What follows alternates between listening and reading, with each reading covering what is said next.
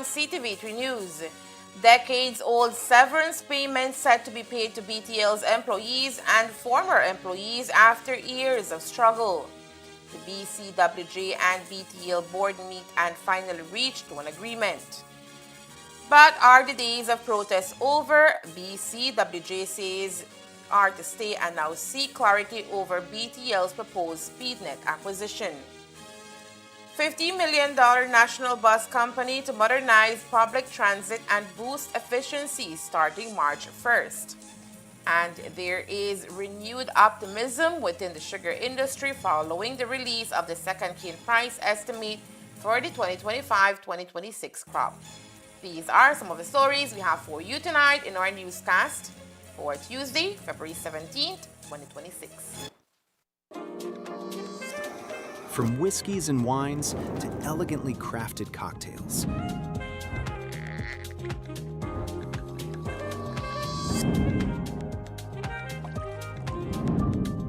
Paired with charcuterie boards and perfectly seasoned steak bites, and much more. Perfect for celebrations, quiet nights, and every special occasion in between. 7 Notes Wine and Spirits, where every sip hits the right note.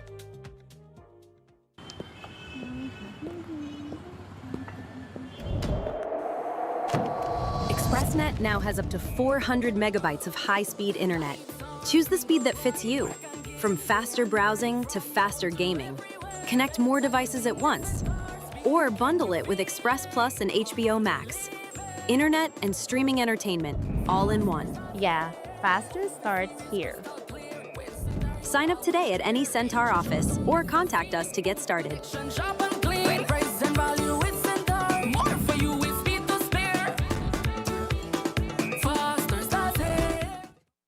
They got so much things to say right now. They got so much things to say. The way some people are talking you'd never know, but the most blatant nepotism and fleecing of BTL took place under UDP when Dean Barrow was Prime Minister. Barrow placed his son Anwar on BTL's board in 2009 as soon as he nationalized the company, which would eventually cost Belizeans almost $650 million for shares barely worth $200 million.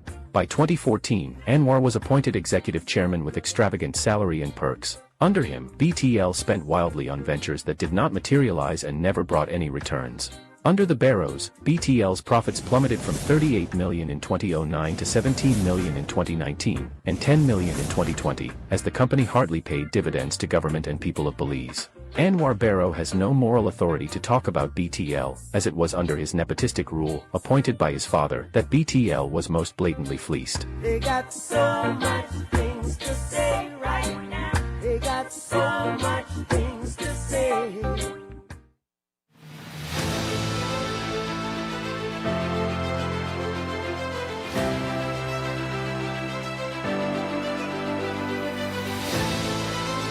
We recently formed MOUs with the American Hotel and Lodging Education Institute, which is the education arm of the American Hotel and Lodging Association, and also with the American Culinary Federation to do culinary training. We're here to celebrate our accomplishments.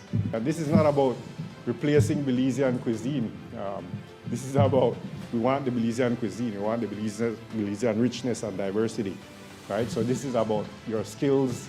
You all know what you all learned, so it's about transferring that skill. We want to inspire this career because, you know, it's amazing. You love what you do, right? And it really is something that I think we can inspire other young Belizeans to undertake. And it's now part of your responsibility as those who have received this training and see a pathway for greater things. Just to put it into perspective, there's only about 6,000 certified executive chefs in North America. There is only 69 certified master chefs in the world. There is less than 10 certified executive pastry chefs in this entire world. And now in Belize, we have 3 sitting in this room.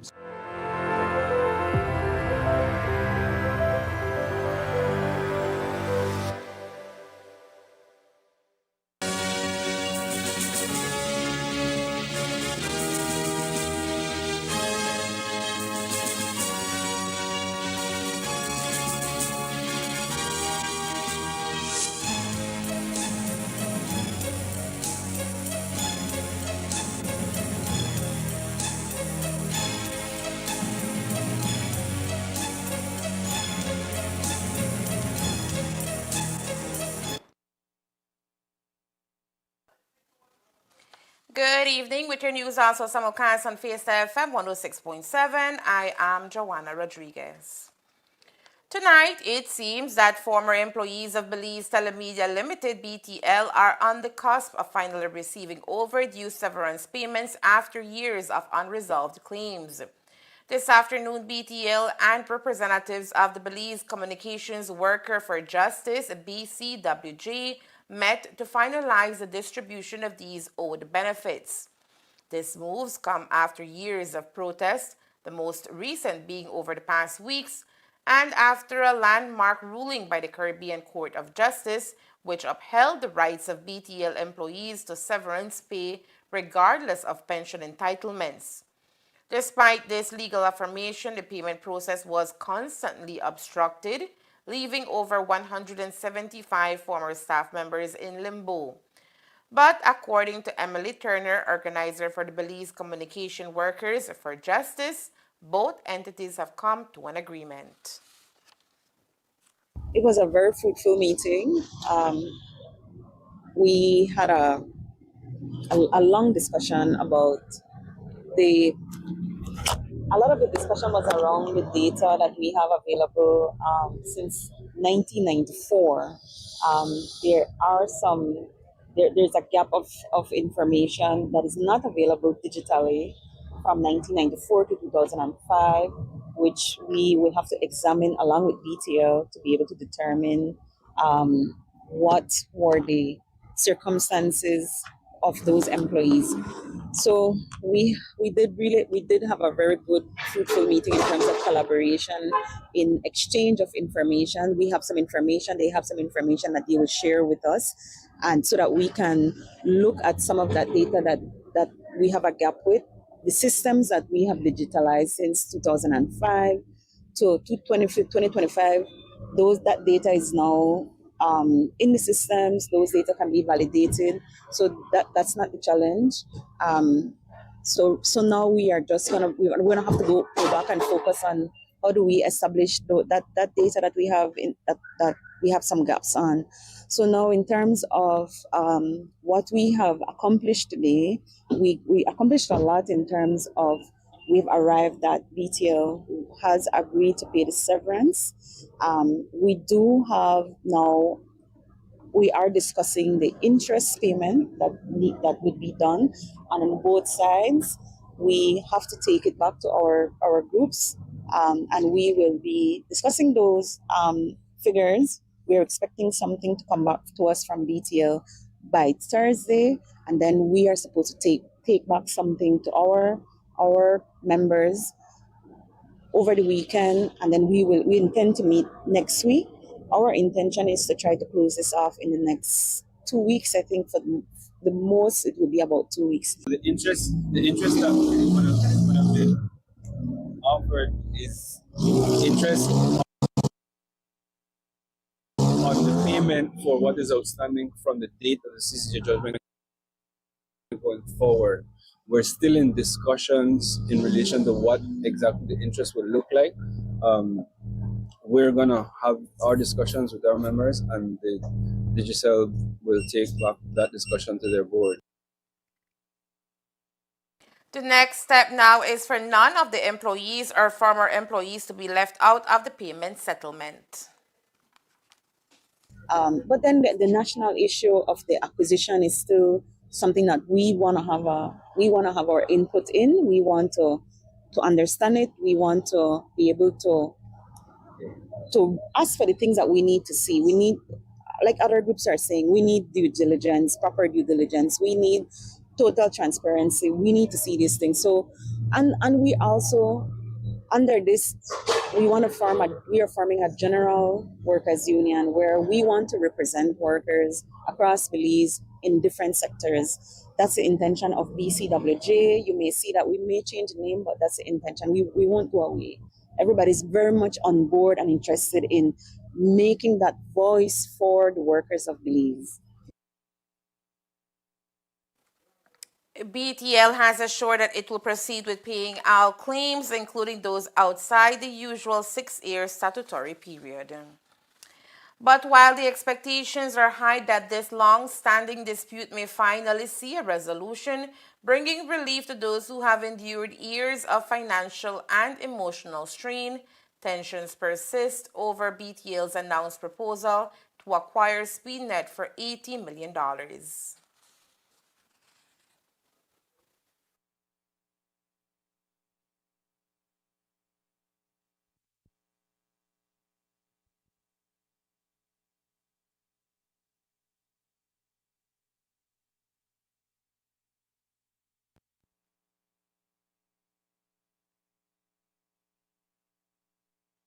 But then the national issue of the acquisition is still something that we want to have our input in. We want to understand it. We want to be able to ask for the things that we need to see. We need, like other groups are saying, we need due diligence, proper due diligence. We need total transparency. We need to see these things. So, and we also under this, we are forming a general workers union where we want to represent workers across Belize in different sectors. That's the intention of BCWJ. You may see that we may change the name, but that's the intention. We won't go out.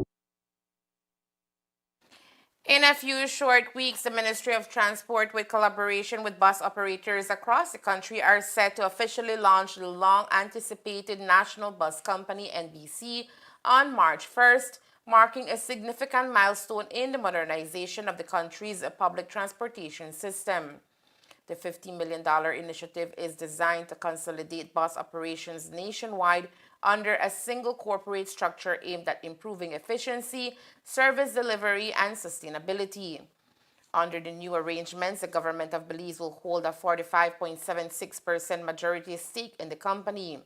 17 participating bus operators will collectively own 39.15%, while institutional investors, including local insurance companies and the Social Security Board, will hold the remaining 15.08%.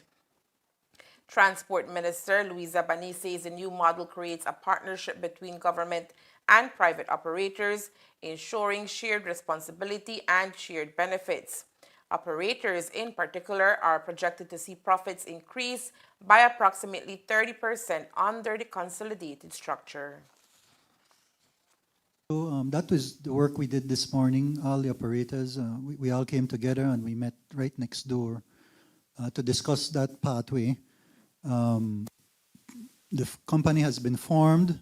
At this point, it has one director. The subscriptions are being perfected for the operators to sign on to, which we are scheduling for Wednesday, Thursday, and Friday of this week, so that by early next week, there can be, we're aiming for a general meeting on the 27th, which is next Friday. At that general meeting, the directors of the board will be selected by the members, the general members, and that board with its chair will then select its management team. And so we're going to be in a transitional period from March 1st to the end of August that will have a transitionary team, because we will need to be then putting out ads for positions and so forth. During that transitionary time, we are also doing training of drivers, etc., and then doing additional groundwork for the arrival of the electric buses. So things like working out how the charging stations will be established and so forth. So during this transitional period, a number of things will be done. In the meantime, all the operators here who are now owners, or technically will be owners by the time they sign their subscriptions, they have already signed an agreement that is not technically the subscription, for which they have agreed to be fully a part of the company. Now the technical legal instrument, the subscription, they will be doing that, as I said, Wednesday, Thursday, and Friday. Once that is completed, then they are technically then shareholders of the company.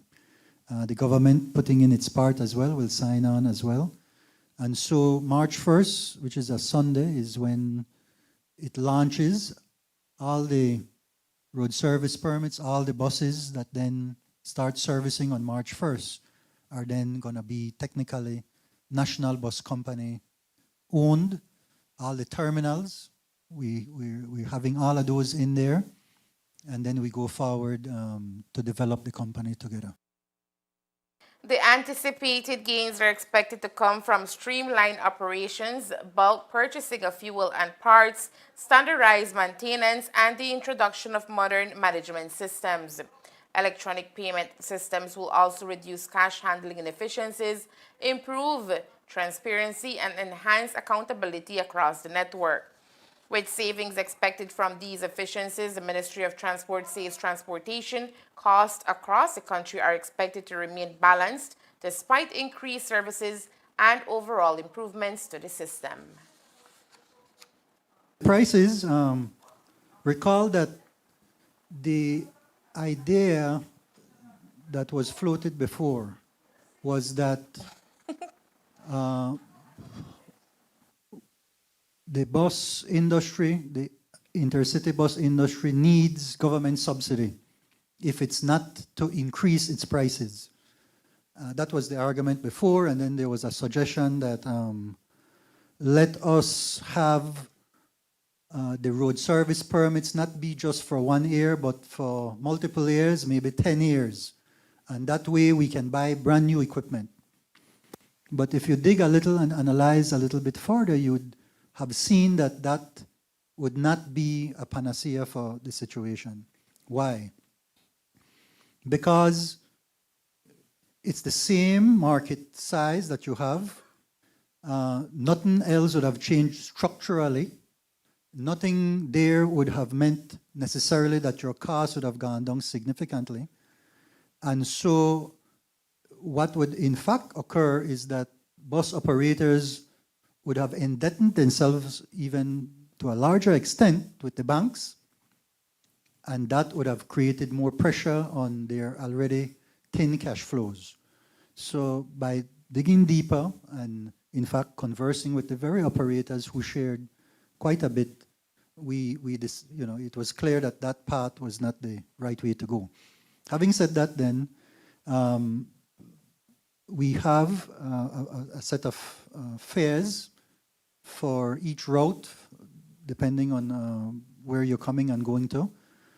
And in some, primarily in the Orange Walk, Belize City corridor, what had happened is because of the intense competition, some of the operators dropped their prices below the regulated prices. And our concern is that you don't go beyond it, above it. So when that occurred, there was a time recently when a couple of the operators decided that they were going to raise back their prices, and all we wanted to make sure is that it didn't go above the recommended level. And all our analysis here shows that it will not be necessary for us to have any kinds of price increases going forward, at least for the foreseeable future. Because again, the operating costs have gone down significantly. So I'll A major feature of the incoming bus company is the implementation of cashless payment technology through a partnership with DigiWallet. The digital payment platform will allow commuters to pay fares electronically, reducing the need for physical cash while increasing convenience and financial tracking capabilities. Yes, we are working with the ministry to introduce digital platforms so customers would be able to use their debit credit card wallet. And we will also be introducing a ridership card. So for customers who are on bank or underbank, they will be able to acquire a card. That card, they can load up funds and they will be able to pay when they get on the bus.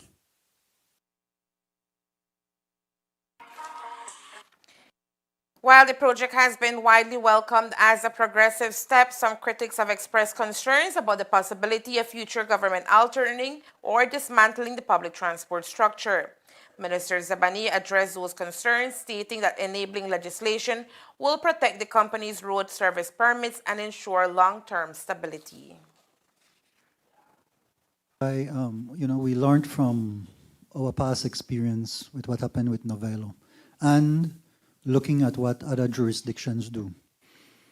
So that is why we have the legislation that is being prepared that will speak very clearly to how the road service permits that are under the National Bus Company are to be preserved, and how future road service permits are to be issued out. Now, it is very possible that in the next 30 or 40 years, when there's another government,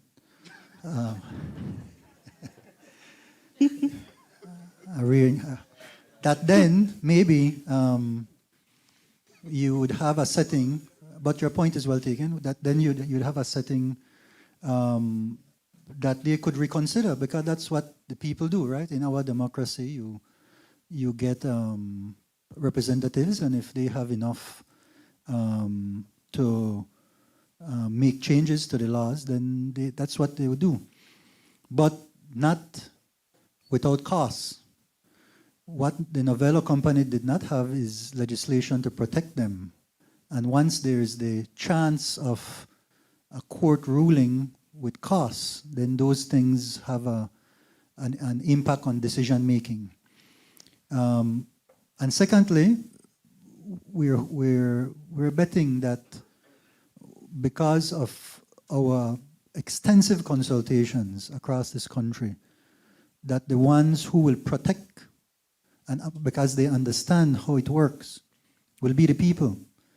And at the end of the day, it's going to be the people who will protect their national bus company, because they would have been the ones who have benefited from it and ensure that they elect 50 years from now, if there's another government, another party in government, to ensure that their interests are protected in whatever changes that are made.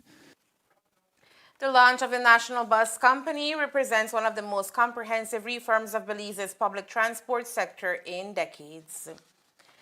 As the National Bus Company prepares for its March 1st rollout, the Ministry of Transport is also moving ahead with regulatory reforms designed to strengthen oversight and modernize the public transport system.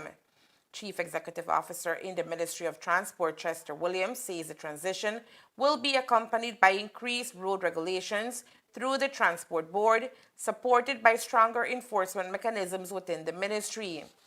Williams explained that the government is seeking to raise operational standards across the industry, ensuring that safety, service quality, and environmental responsibility are prioritized under the new framework. One of the most significant regulatory changes expected in the near future is the requirement that all buses operating on Belize's roadways transition to electric power. According to Williams, moving towards an all-electric fleet forms part of the government's broader sustainability agenda. The shift to electric buses would not happen overnight, but would be phased in to allow remaining operators time to adjust and invest in compliant vehicles. The ministry also plans to enhance inspections, enforce road service standards more strictly, and ensure compliance with licensing and operational requirements. These measures, officials say, will complement the structural reforms introduced by the National Bus Company.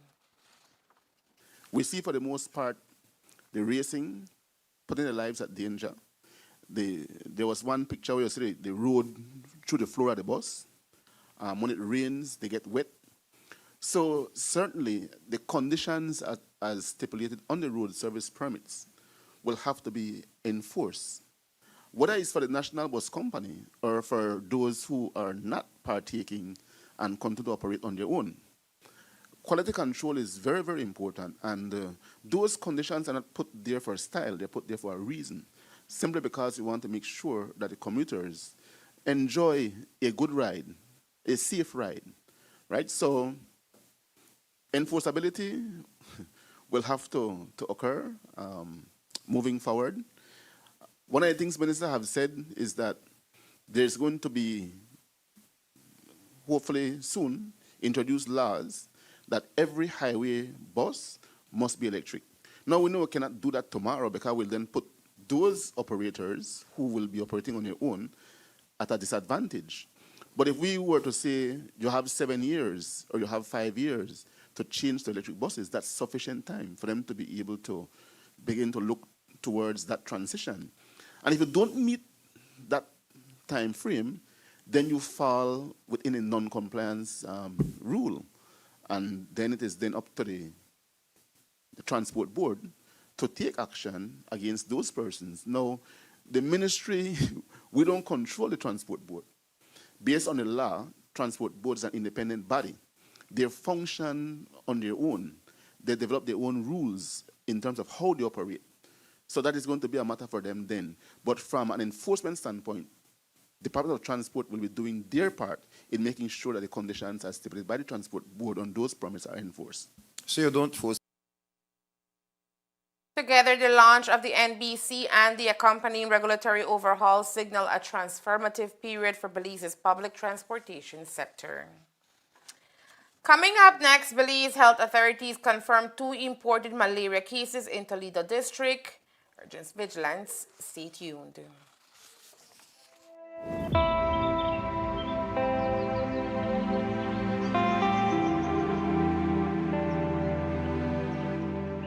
There's a saying I often return to, and that is a Chinese saying, that says, the best time to plant a tree was 20 years ago. The second best time is now. Today, Belize chooses now, because Belize has always lived under the shade of the tree. Remember Sobumbra floreo. Our forests, mangroves, rivers, and farms are not just features of our landscape, they are part of who we are as a people. They protect us from storms, feed our families, support livelihoods, and anchor our resilience in a changing climate. But we also know this truth. What we do not protect, we will eventually lose. Greening Belize, 1 million trees for climate and sustainable development. Our forest cover is declining, especially after the fire season. What will be achieved? Restore and reforested lands, significant increase in hectares restored by 2035. Enhance carbon sequestration. We'll have improved data, mapping, and reporting systems with this. Institutional readiness, feasibility study and design for a national forestry incentive program. Community mobilization, which will build capacity and increase participation nationally, and improve governance. For all environmentally conscious individuals and groups, CBOs, NGOs, community organizations, universities, come in to do their part to plant trees to assist in the restoration initiative for the country of Belize.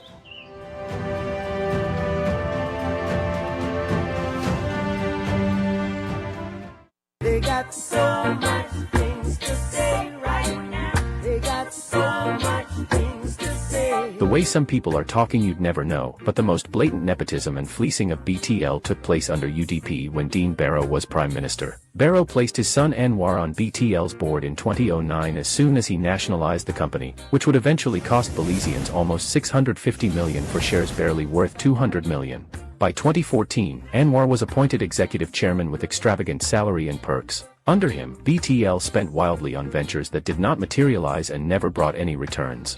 Under the Barrows, BTL's profits plummeted from $38 million in 2009 to $17 million in 2019, and $10 million in 2020, as the company hardly paid dividends to government and people of Belize. Anwar Barrow has no moral authority to talk about BTL, as it was under his nepotistic rule, appointed by his father, that BTL was most blatantly fleeced. They got so much things to say right now. They got so much things to say.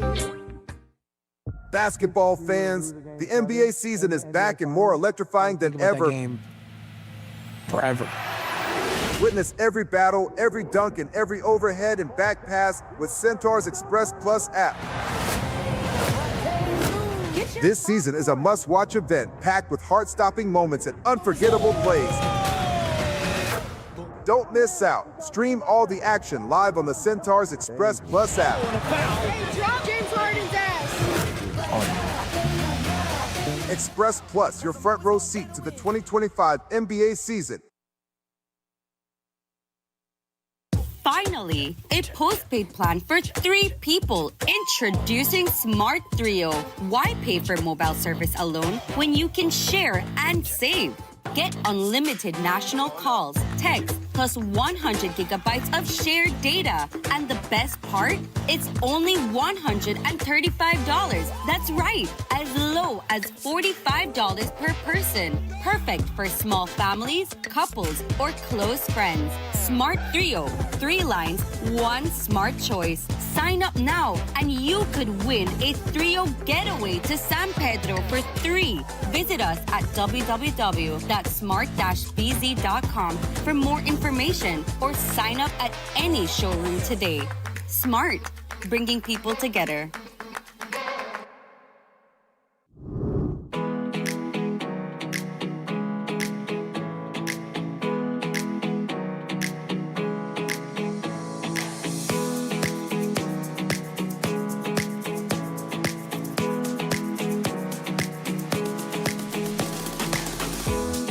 This building that we have gotten, the Welcome Center, is not just walls and it's not just here to beautify the Punta Gorda town and as an extension the Toledo district and Belize, but it's also here to play a main purpose and a role, and that is to continue to promote our tourism sector in Belize.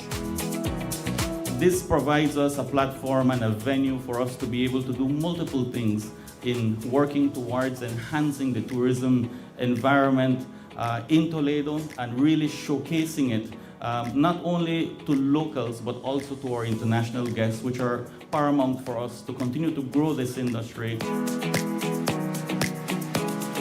This project, like others that we're working on throughout the country, was designed and is being delivered by Belizeans. We have spoken to the communities, we've spoken to tourism stakeholders and what needs to be done to ensure that we have the necessary infrastructure to improve the quality of the visitor experience.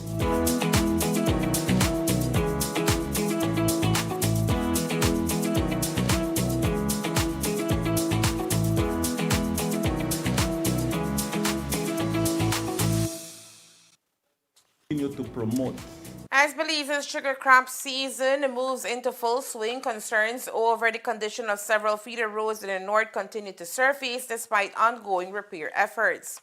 The 2026 season officially began in January with renewed optimism across the industry. After enduring a challenging previous crop market by weather setbacks and production difficulties, stakeholders had hoped for a smoother and more productive year. While initial projections remain positive, the state of some sugar roads has become a lingering issue for farmers and the transporters. For months, the Ministry of Infrastructure Development and Housing has been working alongside industry stakeholders to address major roadways to transport cane. Significant repairs have been carried out on key routes across the northern districts, particularly in areas with high traffic from cane trucks. However, several smaller feeder roads still require attention. These roads, which connect farm to main transport routes, are critical during peak harvest periods. Poor road conditions can also down deliveries, increase vehicle maintenance costs, and in some cases delay cane reaching the mill. Chairman of the Sugar Industry Control Board, SICB, Marcus Osorio, acknowledged the progress made so far, but stressed that more coordination is needed at the association level. According to Osorio, while the ministry continues its road work across the Corozal and Orange Walk districts, cane farmer associations must organize and complete the proper registration of roads in need of repair. Osorio explained that registering these roads ensures they are formally recognized and scheduled for maintenance. Without proper documentation and coordination, smaller roads may not be prioritized in a timely manner. MIDH sigue trabajando y va a seguir trabajando en Sugar Roots. Y es importante mencionar que, por ejemplo, el tema de San Víctor, pues esos no cayeron bajo contrato porque en su momento, cuando realizamos el ejercicio en septiembre más o menos, no se identificó como áreas o Sugar Roots que estaban en muy mala condición. También es importante mencionar de que si un Sugar Road no está registrado bajo el sistema del Ministry of Infrastructure, es difícil o casi imposible que el MIDH entre a hacer trabajos en esos caminos. Si son privados, normalmente no se va a entrar a hacer trabajo porque el presupuesto se programa de acuerdo a lo que está registrado en el sistema de MIDH. Así que, aún así, el viernes, jueves, el MIDH estuvo apoyando en San Víctor que un camión se derrumbó un culvert. Fueron a apoyar para sacar el camión, sacaron el culvert roto y repararon esa sección, aún siendo un Sugar Road que no está bajo del sistema del ministerio. Y MIDH está cooperando, están haciendo todo lo que pueden con el equipo que tienen. Así que pedimos paciencia, ¿verdad? El trabajo va avanzando, no pueden moverse de un lado a otro, de un día al otro, porque entonces van a terminar más traficando que haciendo trabajo.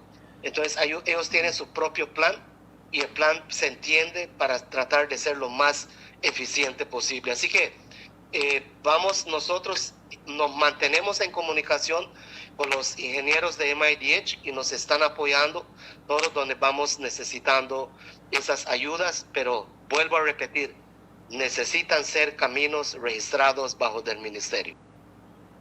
Lo ideal sería que no conocemos el sistema en CAMI, pero creo que lo ideal sería que las asociaciones, o sea, las 4 asociaciones se sienten, identifiquen todos esos Sugar Roads donde hay producción significante y hagan una solicitud al gobierno para incluirlos en la lista.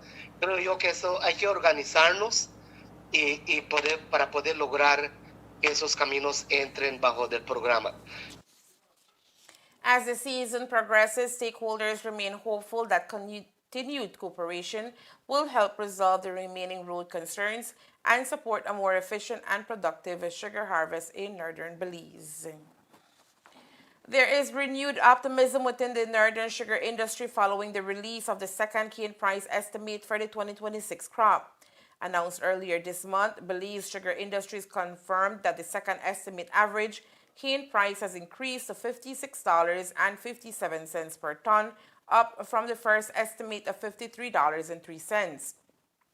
The improved projection is being attributed primarily to stronger domestic sugar prices that took effect in January 2026, along with slight improvements in cane supply and factory performance. The season began in January with cautious optimism as the industry worked to recover from a difficult 2025 crop year marked by challenges in production and supply. According to BSI, the estimate is based on a projected cane supply of 900,000 tons and a TCTS ratio of 11. The company emphasized that this figure reflects the amount of cane expected to be delivered by farmers rather than the mill's full capacity. The projections indicate that 900,000 tons of cane will produce approximately 81,817 tons of sugar and 29,920 tons of molasses. Of that total, 15,255 tons of sugar and 10,826 tons of molasses are allocated for the local market. Export markets remain a critical component of the industry's revenue. An estimated 31,810 tons of raw sugar will be sold to the European Union market through a T&L Sugars Limited and approximately $400,000 per metric ton. Another 11,131 tons are expected to be sold to the United States at an estimated $570,000 per metric ton. Additionally, 7,382 tons of bagged direct consumption sugar are projected to be sold at an estimated $552 per metric ton, while 12,303 tons of bagged brown sugar will be shipped primarily to Caribbean destinations. Export molasses is expected to generate an estimated net value of 1.6 million Belize dollars. While the revised estimate signals positive movement, BSI noted that freight rates for export shipments remain uncertain and will only be confirmed at the time vessels are chartered. The company also underscored the importance of cane quality in determining final prices. The current estimate is based on a TCTS ratio. An improvement is over previous crop years. Industry officials continue to encourage farmers to focus on harvest and delivery practices that support better cane quality, particularly as weather conditions can still impact the outcome of the crop. The Ministry of Health and Wellness has announced the detection of 2 recent malaria cases in Cricksarco village situated in Belize's Toledo district. These cases are classified as imported, meaning the infections were contracted outside Belize's borders, highlighting ongoing regional health concerns. While the cases originated elsewhere, they serve as a stark reminder of the persistent threat posed by malaria in neighboring countries and the risk of it being reintroduced into Belize through travel. Authorities are emphasizing the importance of vigilance among travelers, especially those heading to rural, forested, or border regions of adjacent nations. Travelers returning from such areas are urged to take proactive steps to prevent mosquito bites. The ministry stresses that malaria can present with symptoms such as fever, chills, headaches, body aches, sweating, fatigue, and nausea and vomiting. These symptoms typically emerge between 7 and 30 days after infection. Anyone experiencing these signs during and after travel is advised to seek immediate medical attention and inform healthcare providers of their recent travel history. To support early detection and treatment, free testing and care are accessible at all public health facilities, with outreach through community health workers and malaria volunteers actively assisting in prevention efforts. Despite these recent cases, Belize proudly remains a malaria-free nation, a designation officially conferred by World Health Organization in June 2023. The ministry continues to implement rigorous surveillance and response strategies to prevent the re-establishment of malaria transmission within the country. Furthermore, in light of regional alerts concerning chikungunya and Zika viruses circulating in South America and Cuba, Belize's health system remains prepared. The country maintains laboratory capabilities to test for both diseases. Since 2016, there has been no local transmission of chikungunya, and Zika virus transmission has been absent since 2017. The Ministry of Health and Wellness urges all Belizeans to remain vigilant by practicing mosquito bite prevention measures and cooperating with health authorities.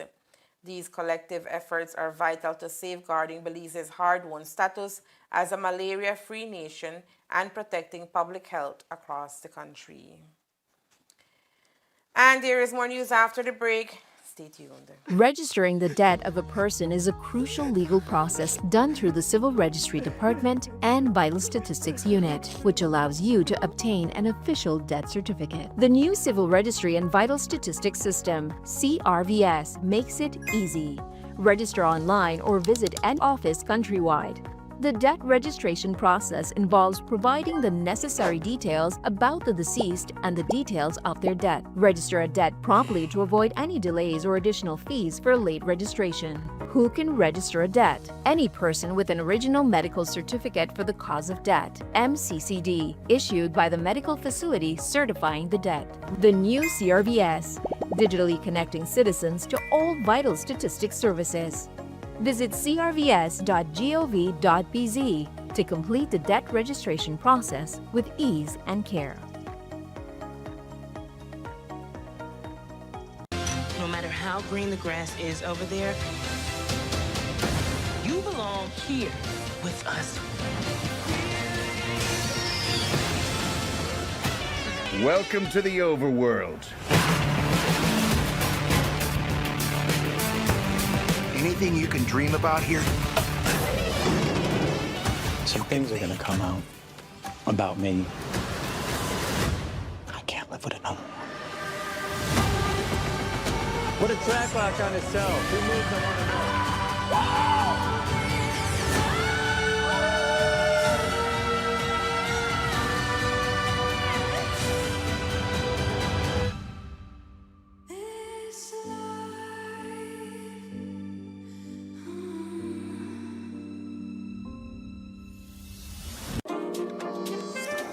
From whiskeys and wines to elegantly crafted cocktails.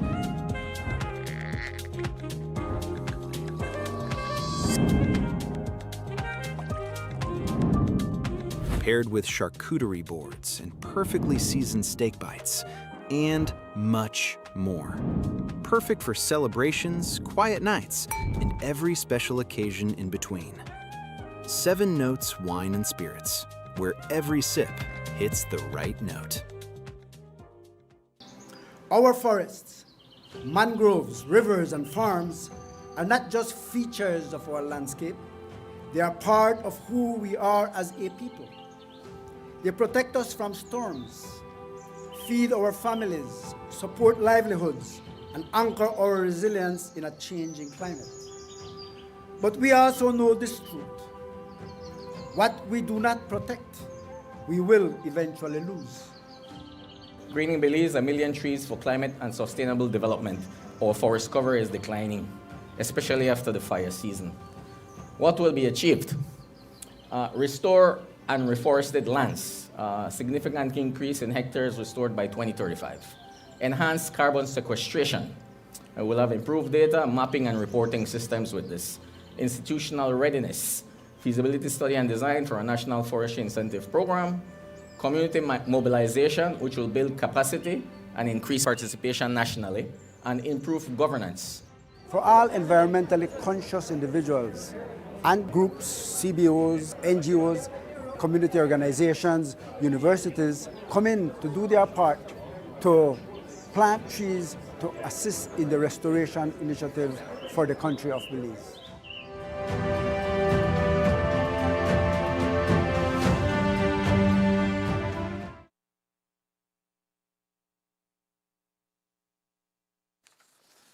In a landmark move to bolster national resilience against natural disasters and climate change, the Ministry of Sustainable Development, Climate Change, and Solid Waste Management officially launched the Belize Multi-Hazard Risk Management Capacity Building Project.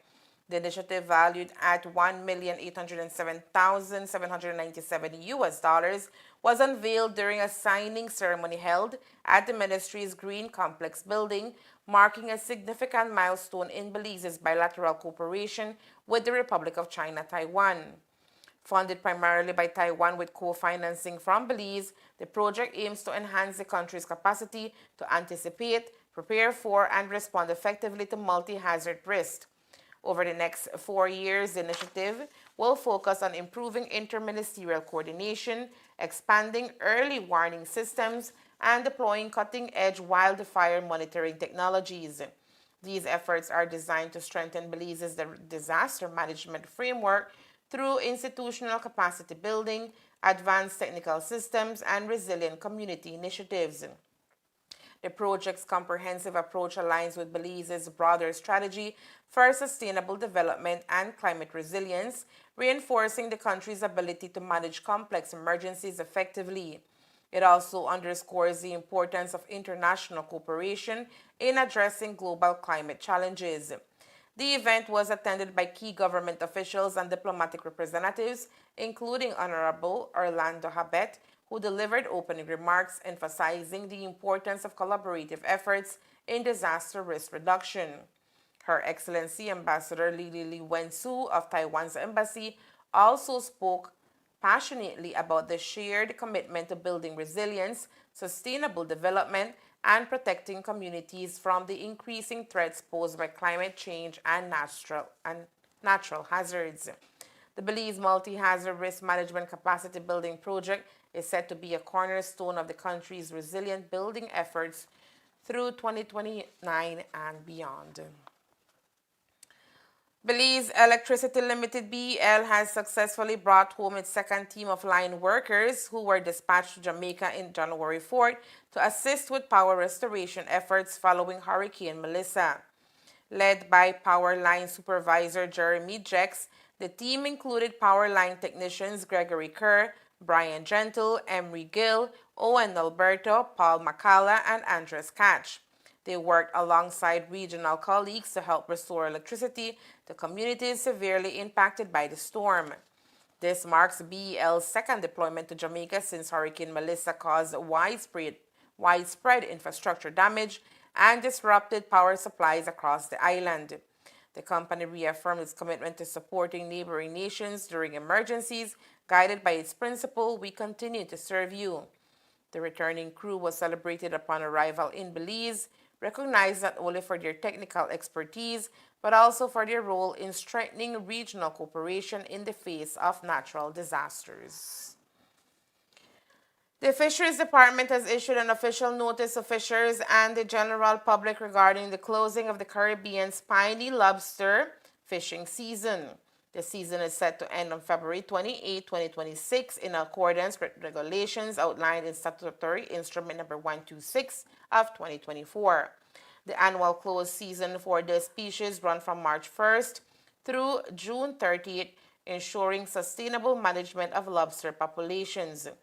Belize's closed season is synchronized with the Regional Lobster Conservation Framework established by the Organization for Central American Fisheries and Aquaculture Sector under Regulation OSP 0209. This regional approach aims to promote sustainable fishing practices across Central America. It is crucial to note that possessing lobster during the closed season is strictly forbidden. Violators will face legal action under the Fisheries Resource Act, Chapter 210 of Belize's Substantive Laws, Revised Edition 2020. Fishers are also reminded to remove all lobster traps from fishing areas during this period. The Fisheries Department will rigorously enforce trap removal to protect lobster stocks. For reports of illegal fishing activities or concerns, individuals are encouraged to contact the Fisheries Department at 224-4552 or email fisheries_department@fisheries.gov.bz. And that's the news. We invite you to join us for another newscast on Wednesday, February 18th here on CTV3 News and Fiesta FM 106.7. Remember that to read a text version of the news, you can visit our website at ctv3belizenews.com. You can also log on to our Facebook page for current stories at facebook.com/ctv3belizenews or our YouTube channel at CTV3 News BZ. From all of us here at CTV3, thank you for watching and listening. Good night.